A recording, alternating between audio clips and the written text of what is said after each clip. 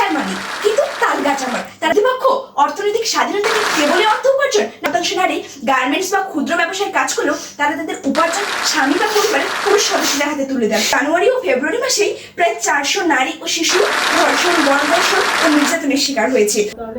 কলম ধরার বয়সে কিশোরীরা এখন বাল্যবিবাহের শিকার। উপার্জন করলেও নারীদের নেই অর্থ ব্যয়ের স্বাধীনতা। পরিবারের গুরুত্বপূর্ণ সিদ্ধান্তে এখনো নেওয়া হয় না কন্যা সন্তানের মতামত। ঠিক এমনই এক সামাজিক প্রেক্ষাপটে দাঁড়িয়ে নারীর ক্ষমতায়নে প্রচলিত সামাজিক দৃষ্টিভঙ্গি পরিবর্তনের চাইতে নারীর অর্থনৈতিক স্বাধীনতা বেশি গুরুত্বপূর্ণ বিষয়টি তীব্র বিরোধিতা করে শুরু করছি। ধন্যবাদ মাননীয় মনিটর, ধন্যবাদ সবাইকে আমাকে কিছু বলার সুযোগ প্রদানের জন্য। মাননীয় মনিটর, আজকে প্রতিপক্ষদের কথা শুনে মনে হচ্ছে বিচার মানি কিন্তু তালগাছ আমার। তারা নারীর ক্ষমতায়ন চায়, অর্থনৈতিক স্বাধীনতাও চায়, কিন্তু এ দুটো বাস্তবায়নে যে প্রধান ভূমিকা পালন করছে প্রচলিত সামাজিক দৃষ্টিভঙ্গি তা জেনেও তারা মানছেন না। তারা বলছে নারীর অর্থনৈতিক স্বাধীনতা তাদের শক্তিশালী করে তোলে, কিন্তু প্রতিপক্ষ অর্থনৈতিক স্বাধীনতা কি কেবলই অর্থ উপার্জন নাকি নিজ আয়ের উপর পূর্ণ নিয়ন্ত্রণ? আশা করি উত্তর দিয়ে যাবেন। লক্ষ্য করুন, বিশ্বব্যাংকের গবেষণা অনুসারে উন্নয়নশীল দেশগুলোর 70% নারী তাদের উপার্জিত অর্থের উপর পূর্ণ নিয়ন্ত্রণ পান না। তারা তাদের উপার্জনের বড় অংশ স্বামী কিংবা পরিবারের অন্যান্য পুরুষ সদস্যদের হাতে তুলে দিতে বাধ্য। এখন প্রশ্ন হলো, এক্ষেত্রে নারীর অর্থনৈতিক স্বাধীনতা কি নারীর ক্ষমতা নিশ্চিত করতে পারছে প্রতিপক্ষ?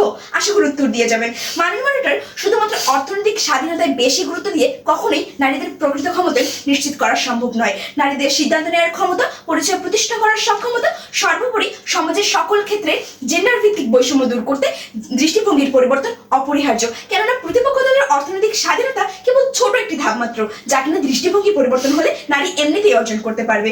যদি সমাজে ও পরিবারের দৃষ্টিভঙ্গির পরিবর্তন না হয় তাহলে নারীরা উচ্চশিক্ষার জন্য ঘর থেকে বেরোতে পারবে না, আর উচ্চ পদে চাকরিও করতে পারবে না। আর কয়েকজনের অর্থ উপার্জন করে অর্থনৈতিক স্বাধীনতা লাভ করলেও নারীদের প্রকৃত ক্ষমতা নিশ্চিত করা সম্ভব হবে না।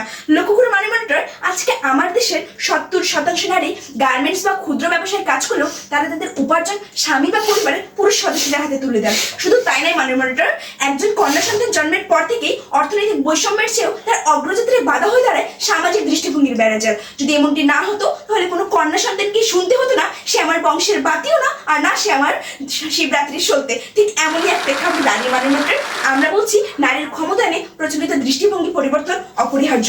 মাননীয় মনিটর, লক্ষ্য করুন, বাংলাদেশ মহিলা পরিষদের চলতি বছরের তথ্য অনুযায়ী জানুয়ারি ও ফেব্রুয়ারি মাসেই প্রায় 400 নারী ও শিশু ধর্ষণ, গণধর্ষণ ও নির্যাতনের শিকার হয়েছে, যাদের মধ্যে কর্মজীবীর সংখ্যা প্রায় 20%।